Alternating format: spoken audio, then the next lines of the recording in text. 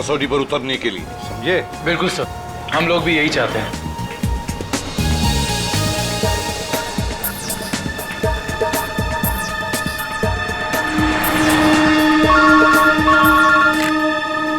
Hello, ACP Pradyuman या?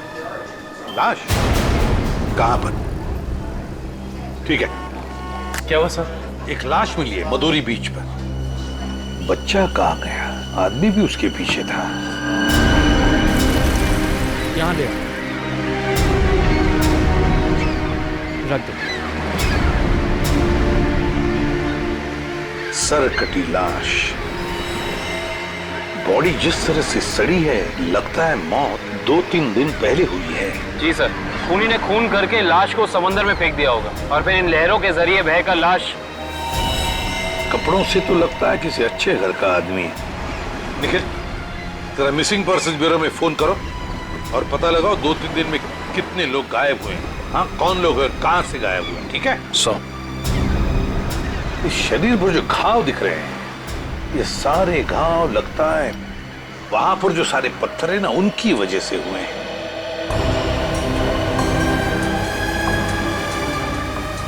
अरे जरा इधर आओ। हाँ साहब। एक बात बताओ, क्या यहाँ कोई ऊंचाई वाली जगह है जहां पर उस तरह के पत्थर हों? हाँ साहब, है ना। यहाँ से 5 किलोमीटर की दूरी पर ऐसी एक पहाड़ी है। 5 किलोमीटर की दूरी पर? ठीक है, थैंक यू। 5 किलोमीटर की दूरी पर पहाड़ी है। कभी ने काम करो, इस लाश को फोरेंसिक लैब भेज दो और इस आदमी ने जो जगह बताई है वहां जाकर के अच्छी तरह से पूछताछ करो, पता लगाओ, देखो कुछ पता चलता है क्या। कोई ना कोई सुराग तो जरूर मिलेगा। Yes sir.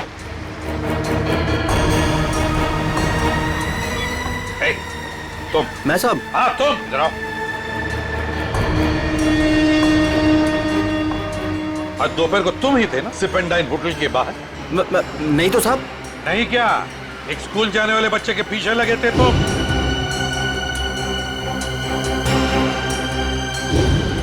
अच्छा, वो तो मेरा भतीजा चिंटू है सर। वो स्कूल नहीं जाना चाह रहा था ना, इसके लिए मैं उसके पीछे दौड़ रहा था। वो स्कूल नहीं जाना चाहता था, इसलिए तुम उसके पीछे दौड़े थे? जी सर। कहाँ रहते हो तुम? सर यहीं सामने एक चौल है, वहीं रहता हूँ सर। चिंटू होगा वहां पर? जी सर। चलो दिखाओ। आइए सर। सर यही हमारा चौल है। आइए सर, आइए इधर। सर यही है चिंटू। चिंटू बेटा, ये सीआईडी से एसीपी अंकल है, आपसे मिलने आए हैं। हेलो बोलो। हेलो। चिंटू, बड़ा प्यारा नाम है तुम्हारा। स्कूल जाते हो ना, पढ़ाई करते हो? अच्छा चिंटू बेटा, एक बात बताओ, तुम्हें क्या क्या पसंद है? कोई मिठाई पसंद है या स्वीट्स पसंद है या चॉकलेट्स पसंद है या बिस्किट पसंद है? क्या पसंद है? चॉकलेट। चॉकलेट पसंद है? अरे बाप रे, अब तो मुसीबत हो गई। अब तुम्हें चॉकलेट कैसे दें? चलो कोई बात नहीं, कुछ जादू करके देखते हैं। आओ मंत्र जादू मंत्र छू मंत्र छू मंत्र छू। आ गया ना चॉकलेट? ये लो चॉकलेट चिंटू के लिए। अच्छा चिंटू, और एक बात बताओ, आज सुबह, मेरा मतलब 1-2 घंटे पहले जब तुम स्कूल जा रहे थे तो तुम एमआई रोड पर भागे जा रहे थे, है ना? क्यों भाग रहे थे? वो सर मैं बता रहा था ना, इसे स्कूल नहीं जाना था।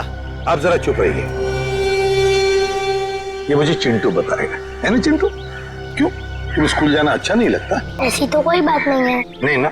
अगर कोई भी परेशानी हो तो मुझे बता देना, लेकिन एक बात कहूँ, स्कूल जाना चाहिए, बहुत पढ़ना चाहिए, बड़ा होना चाहिए और बड़े बनकर अच्छे इंसान भी बनना चाहिए, है ना? और चिंटू, तुम्हें जब भी कभी भी तुम्हारे इस एसीपी अंकल की जरूरत पड़े ना, तो मुझे मेरे इस कार्ड पर फोन करना, मैं तुरंत आ जाऊंगा। मैं चलो, गुड बॉय, बाय बेटा, बाय।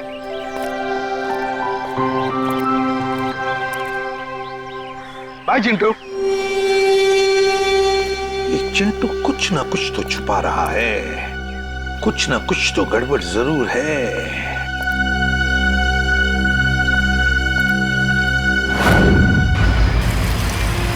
श्रेया, गाड़ी रोको, 1 सेकंड रुको।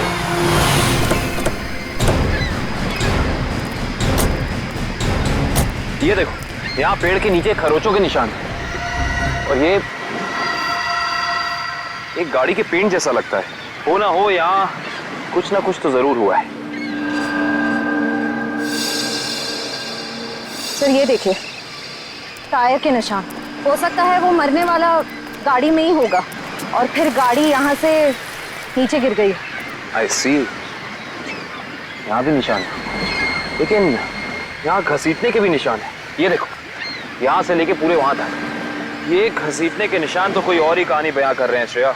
मतलब खूनी ने पहले लाश को यहाँ से घसीट कर नीचे फेंका और उसके बाद उसकी गाड़ी को यहाँ से, मतलब वो खून को दुर्घटना का रूप देना चाहता था। खूनी इस खून को दुर्घटना दिखाना चाहता था, फिर उसे लाश का सिर काटने की जरूरत क्या थी? ये जवाब तो हमें सिर्फ उस गाड़ी से ही मिल सकता है।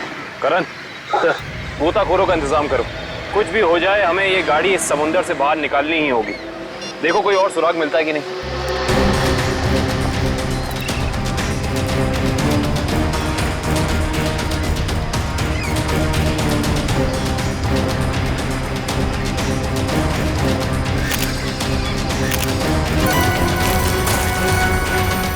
सर, आने के सर, वहाँ उस झाड़ी में ये जूता मिला सर। जूता?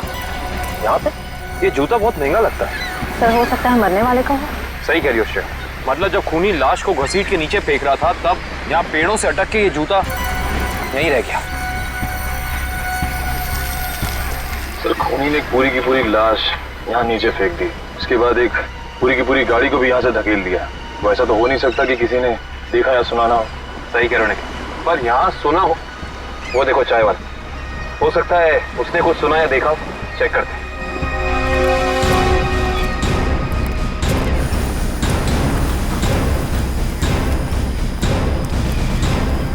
हम लोग सीआईडी से हैं। सीआईडी? हाँ, वो कल रात में यहाँ एक खून हो गया है पीछे ज्वाला रोड पे। उसके बारे में पूछताछ करनी थी। आप में से किसी ने कुछ देखा या सुना हो? ज्वाला रोड पे? नहीं साहब, हम लोग तो ज्वाला रोड पे जाते ही नहीं है। क्यों? क्या अक्सर वहाँ पे ऐसी घटनाएं होती रहती हैं क्या? हाँ, मगर ये घटना कोई इंसान नहीं, वो आत्मा करती है। टैक्सी वाली आत्मा। टैक्सी वाली आत्मा? हाँ साहब, सुना है एक आत्मा टैक्सी चलाती है जो भोले भाले इंसानों को गाड़ी में बैठाकर उन्हें मार डालती है। ज्वाला रोड पर रात को टैक्सी बैठना मौत को दावा देने जैसा है। कैसी बातें कर रहे हैं? इस सदी में भी ऐसी अंधविश्वास की बातें? नहीं साहब, ये अंधविश्वास नहीं है। 3 दिन पहले मैंने खुद अपनी आंखों से देखा है।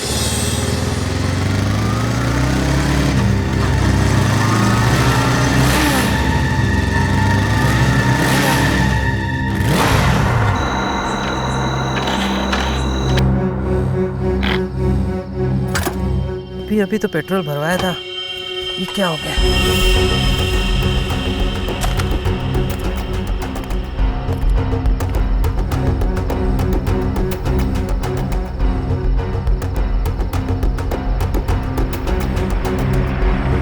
Taxi, taxi. ये क्या? बिना ड्राइवर की टैक्सी? ये कैसे हो सकता है? देखिए भाई साहब, ये आपका कोई वहम होगा। वहम नहीं है साहब, वो वही आत्मा वाली टैक्सी थी। वो तो अच्छा हो गया मैं उसमें बैठा नहीं, वरना आज आप लोग मेरे खूनी की तलाश कर रहे होते।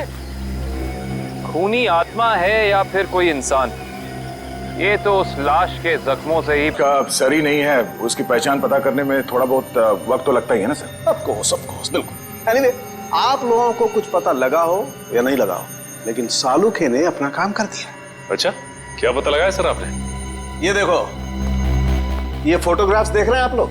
ये उन घावों के फोटोग्राफ्स हैं जो इस आदमी के शरीर पर मिले थे, और ये सारे घाव इस आदमी के मरने के बाद इसके शरीर पर आए। इसका मतलब इस इंसान की मौत इन जख्मों से नहीं हुई है? नहीं केविन, इस आदमी की मौत तभी हो गई थी जब इसकी गर्दन इसके धड़ से अलग की गई थी।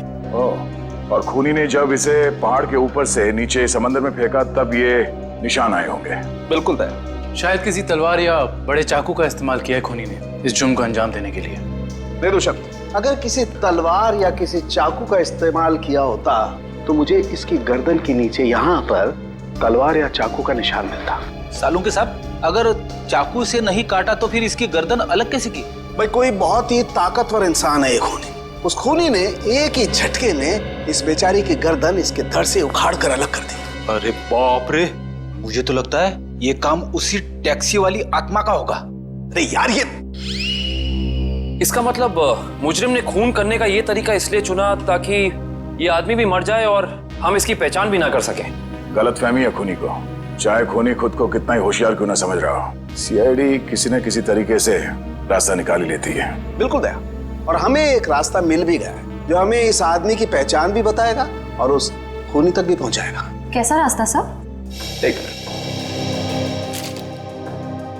ये जूता जो आपको क्राइम सीन पे मिला है, और ये इसी आदमी का जूता है, और इस जूते के नीचे हमें क्या मिला है वैभव? इस जूते के नीचे हमें स्याही मिली है जिसका इस्तेमाल प्रिंटिंग प्रेस में किया जाता है, जैसे मैगजीन या न्यूज़पेपर की। प्रिंटिंग प्रेस की स्याही?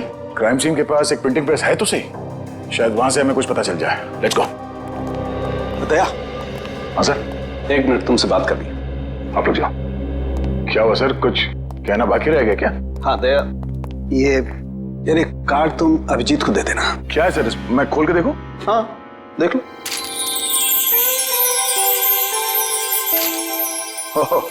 सॉरी का कार्ड?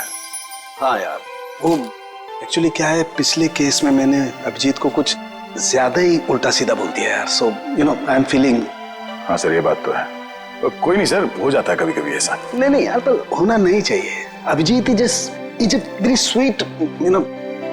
तुम यार दे देना, एक कार्ड दे देना। सर ये काम आप खुद क्यों नहीं कर लेते? अरे नहीं यार दया, मैं उसके सामने ये सब बोल नहीं पाऊंगा यार। तुम मेरा इतना सा काम नहीं कर सकते यार दया। नहीं सर, आपका ये काम हो जाएगा। थैंक यू दया। कल तूने टीवी कार की रेस देखी? यार लाल वाली गाड़ी में एकदम हवा से बातें कर। मुझे काली गाड़ी का ड्राइवर ना बहुत ज्यादा अच्छा लगा। बस 15 सेकंड पहले उसकी गाड़ी बिगड़ती नहीं ना, रेस तो वही जीतता। क्या बात है, लगता है आप लोगों को कार रेसिंग देखने का बहुत शौक है। थोड़ा बहुत है, लेकिन आप लोग कौन है? सीआईडी। सीआईडी? बोलिए सर, हम आपकी क्या मदद कर सकते हैं? आप लोग कोई ब्रोशर वगैरह छपवाना चाहते हैं क्या? जी नहीं, ऐसी कोई बात नहीं। हम लोग एक खून के सिलसिले में यहाँ पे आए हैं। खून? हाँ खून। दरअसल हमें यहाँ पास के समंदर में एक लाश मिली है जिसका सर कटा हुआ है। ए बाप रे। जी, और ये उसी लाश का जूता है जिस पर प्रिंटिंग प्रेस में इस्तेमाल होने वाली स्याही लगी है, और ये वही स्याही है जिसका इस्तेमाल आप लोग करते हैं अपनी अखबार छापने के लिए। हमारे यहाँ तो कोई इस तरह का जूता नहीं पहनता सर। पर शायद इस तरह का कोई आदमी आया हो 2-3 दिन पहले जिसने ऐसे जूते पहने हो। कुछ याद है तुम लोगों को? देखो, ध्यान से सोच के बताओ, और ये फोटो को ध्यान से देखो। इस तरह के कपड़े पहने थे उस टाइम, कुछ याद है? शुक्रवार के दिन कुछ लोग आए थे जिन्होंने इस तरह के कपड़े पहने हुए थे। अच्छा, कौन लोग थे ये? वीबिज कॉर्पोरेट्स करके एक कंपनी है जो हमारी इस प्रिंटिंग प्रेस को खरीदना चाहती है, इसी सिलसिले में। ओह, वीबिज कॉर्पोरेट।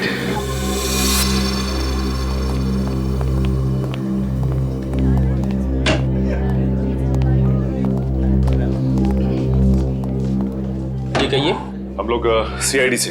सीआईडी हमारे ऑफिस में? जी, शायद आपके ऑफिस में से किसी का खून हुआ है, उसी की तहकीकात हमें यहाँ ले आई। किसका खून हुआ सर? यही तो पता करना है। क्यों, आप लोगों को नहीं मालूम है किसका खून हुआ? जी नहीं, क्योंकि उस लाश का सर गायब था। लाश का सर गायब था? ये इतनी बेरहमी से कत्ल? जी हाँ, और हमें शक है कि जिस आदमी का खून हुआ है वो इसी ऑफिस में काम करता था। करण सर, ये है उस आदमी का जूता, पहचानते हैं आप लोग? ये तो अविनाश जी का जूता है, पिछले हफ्ते ही बनवाया था उन्होंने। और इस तरह के कस्टमाइज्ड डिजाइनर जूते तो वही पहनते हैं। खून हो गया उनका?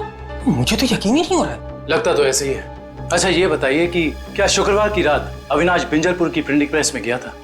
हाँ, हम सब लोग साथ में गए थे, लेकिन 10 बजे वहां से निकल गए थे। अच्छा, अविनाश ने वहां से कोई टैक्सी वगैरह ली थी क्या? जी नहीं, उन्होंने कोई गाड़ी नहीं ली थी, वो तो अपनी गाड़ी से गए थे। इस अविनाश की किसी से कोई दुश्मनी वगैरह?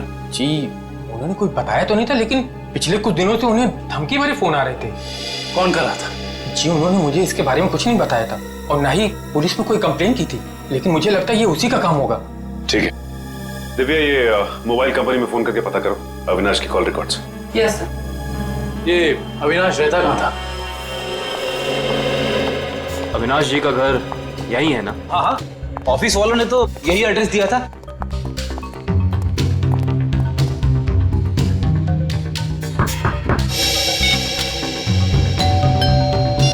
घर में कोई नहीं है क्या? लगता तो ऐसा ही है। अविनाश की पत्नी नेहा का भी फोन नहीं लग रहा है। एक काम करते हैं, दरवाजा खोल देते हैं।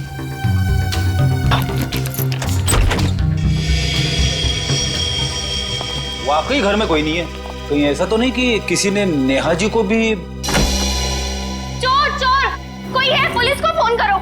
रिलैक्स मैडम, हम लोग सीआईडी से। सीआईडी से है तो क्या हुआ? आपको कोई हक नहीं है इस तरह से किसी के घर में घुसने का। माफ कीजिए, आप नेहा जी है ना, अविनाश की पत्नी? हाँ। देखिए, हम लोगों ने काफी कोशिश की आपको फोन करने की, लेकिन आपका फोन लग ही नहीं रहा था। बहुत बार फोन करने की कोशिश की। जी हाँ, और बाहर इतनी घंटी बजाने के बावजूद जब आपने घर का दरवाजा नहीं खोला तो हमें मजबूरन आपके घर में दाखिल होना पड़ा। हाँ, वो मेरे फोन की बैटरी खत्म हो गई थी और मैं अभी अभी तीर्थ यात्रा से वापस आई हूँ। आखिर बात क्या है? अच्छा ये बताइए कि अविनाश से आपकी आखिरी बार कब बात हुई थी?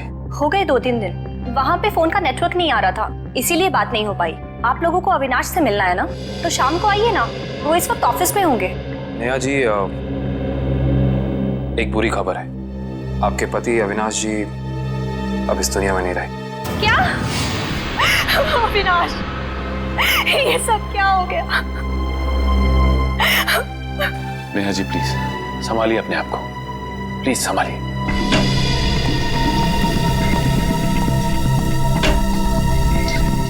नेहा जी, अविनाश जी के ऑफिस वालों ने हमें बताया है कि पिछले कुछ दिनों से उन्हें धमकी भरे फोन आ रहे थे। आपको कुछ पता है इसके बारे में? नहीं, अविनाश ने मुझे इस बारे में कभी कुछ नहीं बताया।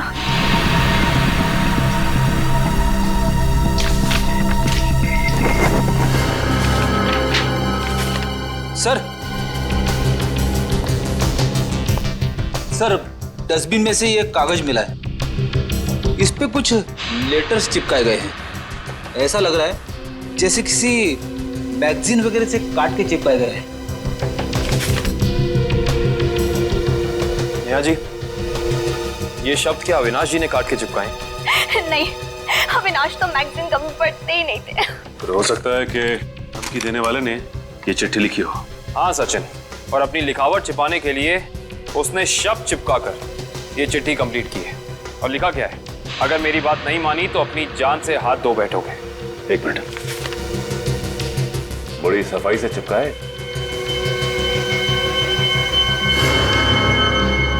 एक मिनट, ये क्या? JLT magazine? मतलब ये जेएलटी मैगजीन से काटा गया है? जेएलटी मैगजीन, ये नाम मैंने कहीं देखा है, पर मुझे याद नहीं आ रहा कहाँ। याद करो काविन, कहाँ पे देखा है? कहीं अविनाश जी के ऑफिस में तो नहीं, वहां नहीं, कहीं। हाँ याद आया, ये मैगजीन मैंने वीरेन के पास देखी थी, उसकी प्रिंटिंग प्रेस में। लेकिन वीरेन की अविनाश जी से क्या दुश्मनी हो सकती है? रेडी, अविनाश की कंपनी वो प्रिंटिंग प्रेस खरीद रही थी, तो हो सकता है प्रिंटिंग प्रेस के मजदूरों को लगा हो कि उनकी नौकरी खतरे में है। और जैसे ही अविनाश जी प्रिंटिंग प्रेस से बाहर निकले, वीरेन ने उन्हें, ओह आई सी, इस वीरेन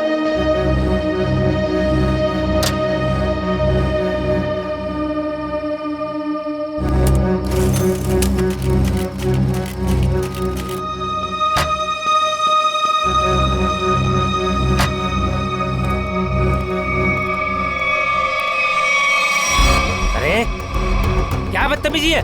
चेहरे पे लाइट क्यों मार रहा है?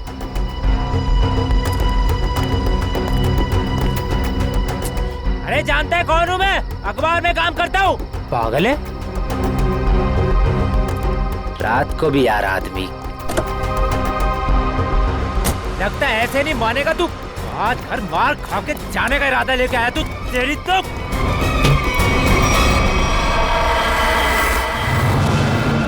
कहाँ भाग गया?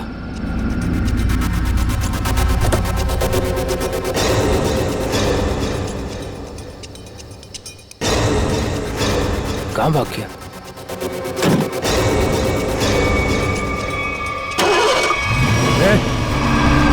टैक्सी में तो कोई नहीं है, लेकिन अपने आप स्टार्ट कैसे हो गई? मेरे ऊपर क्यों चला रहा है? बचाओ, किधर है यार? रोक ले, मेरे ऊपर रोक ले,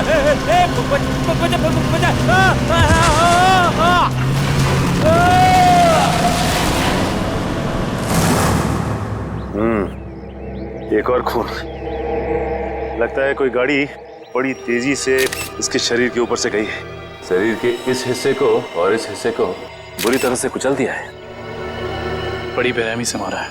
सर, अब तक तो हम ये सोच रहे थे कि अविनाश के खून में वीरेन का हाथ है, पर अब किसी ने वीरेन को ही मार दिया। हाँ श्रेया, अविनाश और वीरेन की मौत के बीच में कोई ना कोई समझ जरूर है। मगर सर, किसी और गाड़ी से कोई खून क्यों करेगा? क्या मतलब है तुम्हारा? सर, मैं ये कहना चाहता हूँ कि मुझे लगता है कि ये खून आत्मा वाली टैक्सी नहीं किया है सर। फिर वही आत्मा? पंकज जी, आत्मा वात्मा कुछ नहीं होती, समझे? सर ये मैं नहीं कह रहा हूँ सर। सर आपको याद है ना उस आदमी ने क्या कहा था? सुना है एक आत्मा टैक्सी चलाती है जो भोले भाले इंसानों को गाड़ी में बैठाकर उन्हें मार डालती है। ज्वाला रोड पर रात को टैक्सी बैठना मौत को दावा देने जैसा है। इसका एक्सीडेंट किसी टैक्सी से हुआ या फिर किसी गाड़ी से, इसका पता तो इस एटीएम पे लगे हुए कैमरे से ही चलेगा। एक काम करो करण, दिव्या सर, जरा फुटेज निकालो, तब तक हम लोग गाड़ी चेक कर लेते हैं।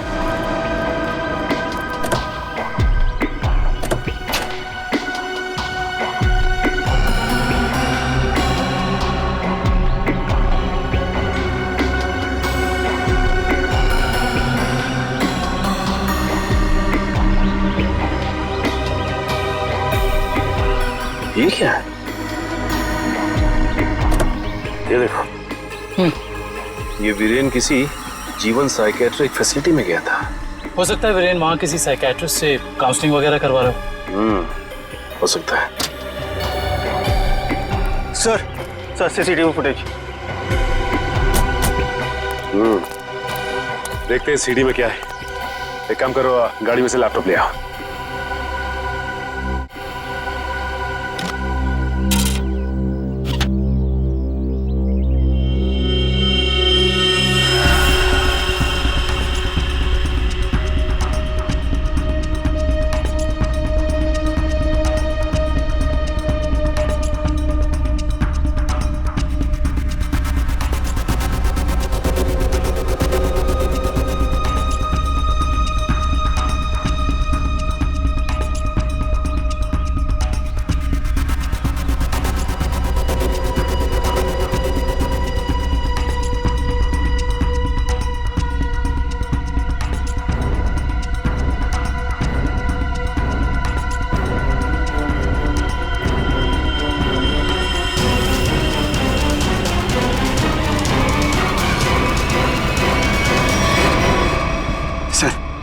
देख लिया आप लोगों ने?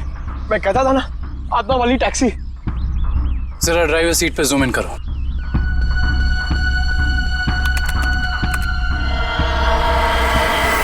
ओह माय गॉड, ये नहीं हो सकता। ड्राइविंग सीट पे तो कोई है ही नहीं। सर, अब तो आप लोगों को सबूत मिल गया है कि आत्माएं होती हैं। पंकज, ना तो आत्माएं होती हैं और ना ही कोई दूसरी दुनिया। ये कुछ और ही है, कुछ और ही।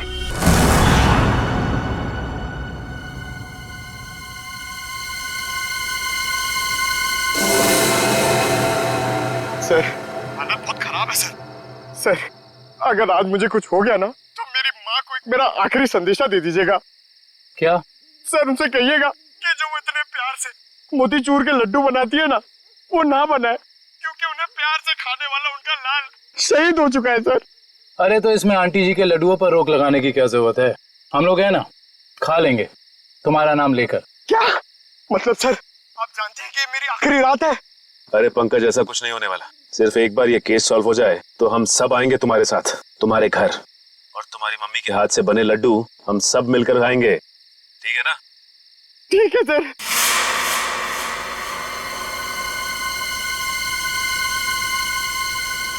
पंकज, शायद कोई आ रहा है।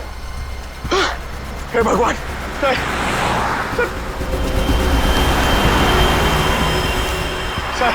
सर, टैक्सी नहीं थी सर। लगता है आज वो टैक्सी छुट्टी पर है। आएगी पंकज, आएगी। सब्र कर, सब्र का फल मीठा होता है। फल इतना भी नहीं मीठा होना चाहिए कि जान ले ले सर। पंकज, लगता है टैक्सी आ गई। टैक्सी! रुक जा।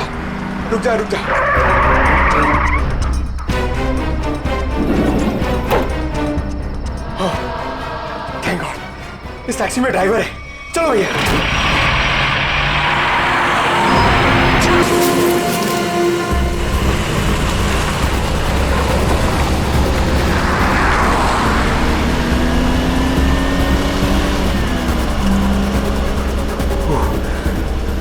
अरे ये क्या है?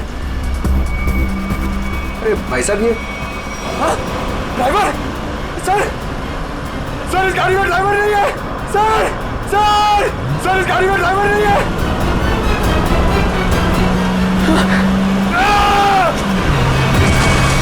अरे ये पंकज टैक्सी से घुस गया। ओह माय गॉड, इसे चोट ना लगी।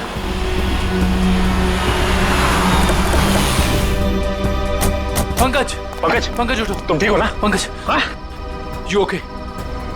सर सॉरी, मैं अपनी जान बचाने के लिए उस टैक्सी से कूद गया सर, मैं ज्यादा देर नहीं बैठ पाया। मगर ऐसा क्या हुआ उस टैक्सी में? सर उस टैक्सी का ड्राइवर हवा में गायब हो गया सर, उस टैक्सी में कोई ड्राइवर ही नहीं है। अरे पंकज, ऐसा कैसे हो सकता है? ये तुम्हारा वहम तो नहीं है? ये मेरा वहम नहीं है सर, मैं अपनी जान बचाने के लिए कूदा हूँ सर, ये मेरा वहम नहीं है। ड्राइवर ही नहीं है उस टैक्सी में सर। टैक्सी सीधी गई है? हाँ सर वही गई है। टैक्सी सीधी गई है तो फिर कोई टेंशन नहीं, हमारे साथ ही उस तरफ है। अब तक तो टैक्सी वाला पकड़ा भी गया होगा। It's okay. रेडियो श्रेयत, मैंने तुम्हें कहा था कि निकल्स पॉइंट पे रुको। तुम लोग यहाँ चले आए? ये वहाँ कोई टैक्सी आई क्या? नहीं तो वहाँ पे तो कोई टैक्सी नहीं आई। ऐसा कैसे हो सकता है? ये सड़क तो बिल्कुल सीधी है, ना कोई राइट ना कोई लेफ्ट, तो फिर टैक्सी गायब कहाँ हो सकती है? सर हम पिछले 3 घंटों से वहीं इंतजार कर रहे हैं, वहाँ कोई टैक्सी नहीं आई। सर कहीं उस ड्राइवर की तरह वो टैक्सी भी तो गायब नहीं हो गई? नहीं पंकज नहीं, ना ही ड्राइवर गायब हुआ है और ना ही कोई टैक्सी। ये जरूर कुछ और ही चक्कर है, हम लोगों की आंख में धूल झोंकने का चक्कर। सर कहीं ऐसा तो नहीं कि उस टैक्सी वाले ने टैक्सी कहीं छुपा दी हो? नहीं फ्रेडी, ये नहीं हो सकता। ये एक ही रास्ता है और यहाँ पे ना टैक्सी छिपाई जा सकती है और ना गायब हो सकती है। सर एक चीज तो मैं आपको देना ही भूल गया, ये देखिए सर, ये मुझे सीट के नीचे मिला था टैक्सी में। अविनाश का ड्राइविंग लाइसेंस। इसका मतलब है कि जिस रात अविनाश का खून हुआ उस वक्त उसका ये वॉलेट उसी टैक्सी में छूट गया था। ये क्या? ये तो बिल्कुल वैसा ही पास है जैसे हमें वीरेन की गाड़ी में से मिला था, साइकेट्रिक क्लिनिक का पास। इस वीरेन और अविनाश का कुछ तो संबंध जरूर है उस साइकेट्रिक क्लिनिक से। मगर सर वो टैक्सी? श्रेया, टैक्सी ऐसे अचानक गायब नहीं हो सकती। एक काम करते हैं, इस रास्ते का चप्पा चप्पा छान मारते हैं, टैक्सी जरूर मिलेगी। चलो देखते हैं कच्चा रास्ता कहाँ जाता है। शायद इसी कच्चे रास्ते पर आकर वो टैक्सी गायब हो गई। हाँ दुष्यंत, वैसे भी रास्ता काफी सुनसान है। अरे ये क्या? ये तो डेड एंड है।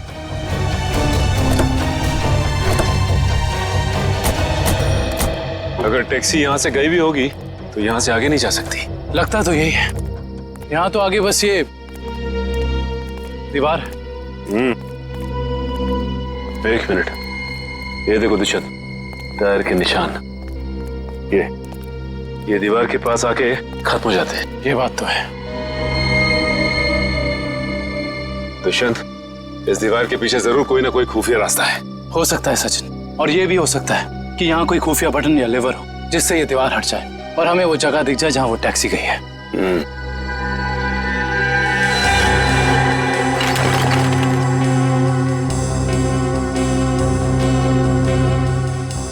यहाँ तो कोई भी ऐसी जगह नहीं है जहाँ पे लिवर या फिर कोई बटन लगा हो। तो फिर तोड़ देते हैं दीवार को।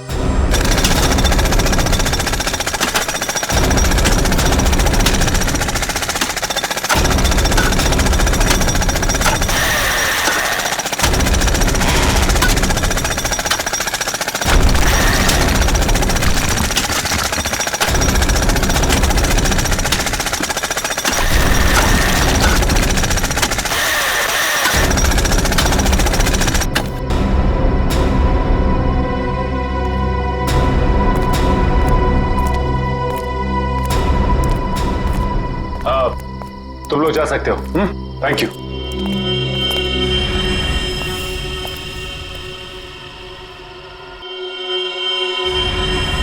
ओह माय गॉड, तो ये वो जगह है, मगर टैक्सी तो दिख नहीं रही। इसका मतलब यहाँ से बाहर निकलने का कोई दूसरा रास्ता भी है। लगता है ये है वो दूसरा रास्ता। यहाँ से बहुत प्लानिंग के साथ किए जा रहे हैं ये काम, और इसी प्लानिंग की कोई ना कोई कड़ी हमें यहाँ जरूर मिलेगी।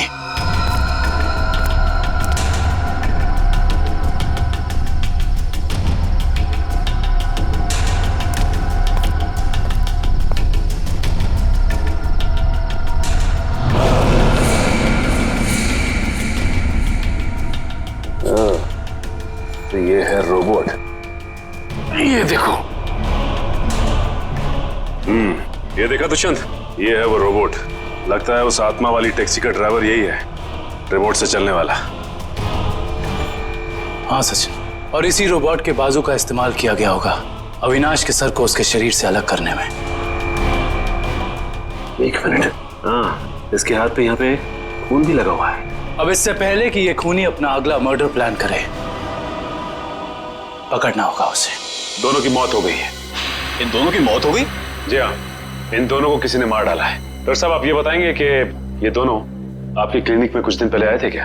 हाँ, हमारी क्लिनिक में एक मरीज है रीचा, उसी से मिलने आए थे। दोनों अकेले आए थे या साथ साथ? साथ आए थे। कह रहे थे कि दोनों दोस्त हैं और रीचा से उनकी पुरानी दोस्ती है। ओह, दोनों दोस्त थे। तो फिर वीरेन ने अविनाश का जूता कैसे नहीं पहचाना? इसका मतलब ये वीरेन हमसे कुछ छुपा रहा था। अच्छा, ये रीचा से मिल सकते हैं हम?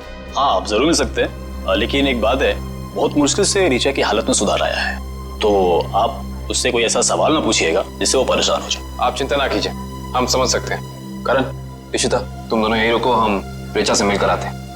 आइए।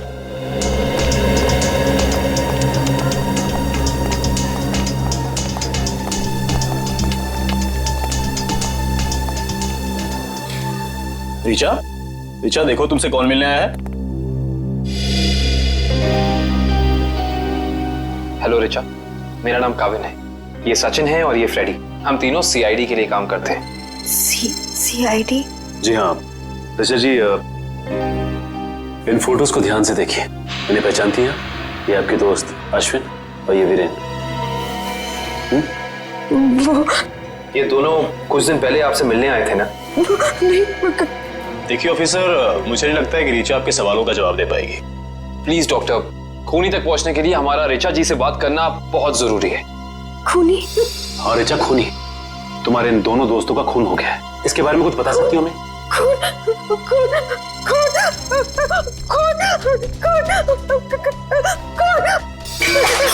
ये क्या बकवास है? वो लड़की इस कमरे की चार दीवारी से बाहर निकलती, आप उसे खून के बारे में सवाल कर रहे हैं? Richa, come down. Nurse, please 7129, जल्दी लो, जल्दी लो इंजेक्शन। Richa, come down.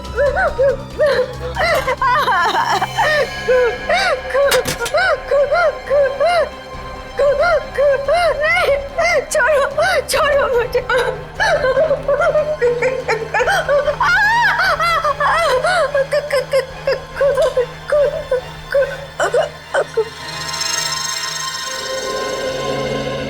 माफ कीजिएगा डॉक्टर साहब, हमारा ऐसा कोई इरादा नहीं था।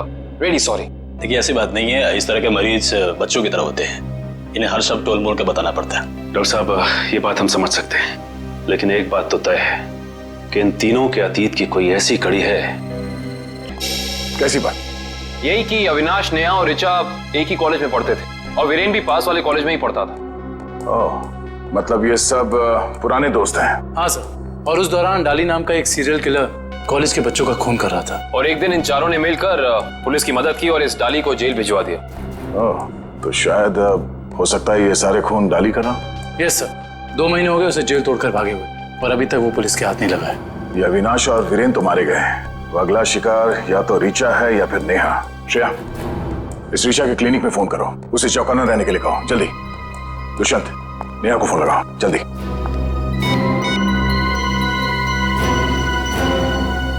नहीं सर, नेहा फोन नहीं उठा रही। नेहा फोन नहीं उठा रही? कहीं ये खूनी नेहा तक पहुंच तो नहीं गया? देखिए, आपको कुछ गलतफहमी हुई है, मुझे छोड़ दीजिए। देखिए मुझे मत मारिए, मैंने आपका क्या बिगाड़ा है? क्या बिगाड़ा है? मेरे पति का खून कर दिया, मुझे विधवा बना दिया, और पूछते हो कि क्या बिगाड़ा है? देखिए, मैं ऐसा क्यों करूंगा भला? ज्यादा भोले बनने की कोशिश मत करो, मैं सब जानती हूँ। तुम अपने पापा की मौत का बदला लेने के लिए आत्मा बनने का ड्रामा कर रहे हो। इसका मतलब मेरे पापा को तुम लोगों ने मारा है? हाँ, और अब तुम भी अपनी आखिरी सांसें यही लोगे। चलो बाप बेटे का मिलन करवा दूं। मिलन तो अब तुम्हारा होगा। आप नेहा जी है ना, अविनाश की पत्नी? हाँ। जेल की सलाखों और फांसी के फंदे के साथ। सीआईडी, हाँ आप लोग यहाँ? हाँ, हम यहाँ।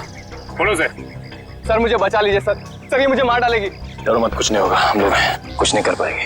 तुमने इसके पापा का खून किया? अब गड़े मुर्दे उखाड़ने का कोई फायदा नहीं है। सच तो ये है कि खून इसने किए हैं।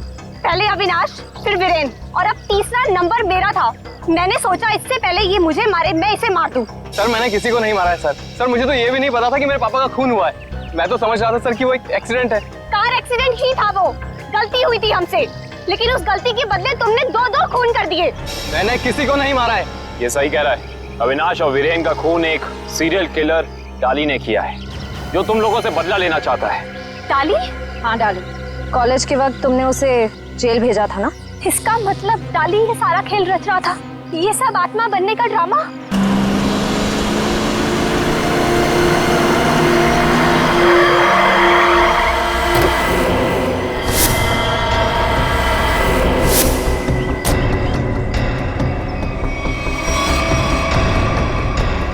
पापा आप, ये कैसे हो सकता है? वो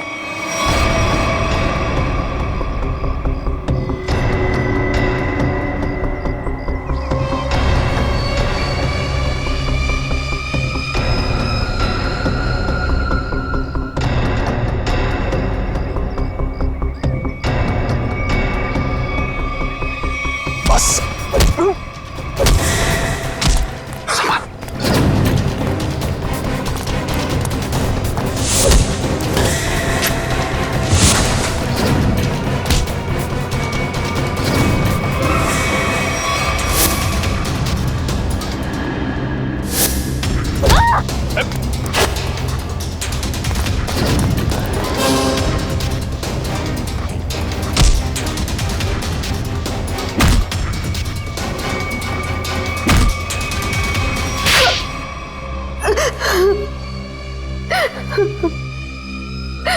क्यों किया तुमने ये सब? हाँ? सर 4 साल पहले हमारे ग्रेजुएशन पार्टी की रात अविनाश ने बहुत शराब पी रखी थी। मेरे लाख मना करने के बाद भी वो नहीं माना, लेकिन फिर भी उसने जिद की कि वो ड्राइवर सीट पर बैठेगा, और वो बैठ गया। उसके बाद जो हुआ, उस हादसे ने मेरी जिंदगी को झंझोड़ कर रख दिया।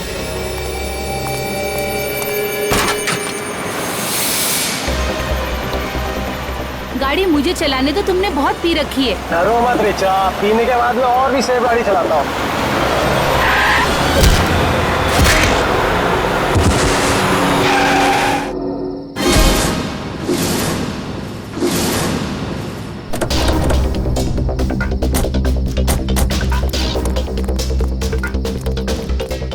ओह माय गॉड, ये क्या किया तूने? ये कैसे हुआ? ये तो मर गया।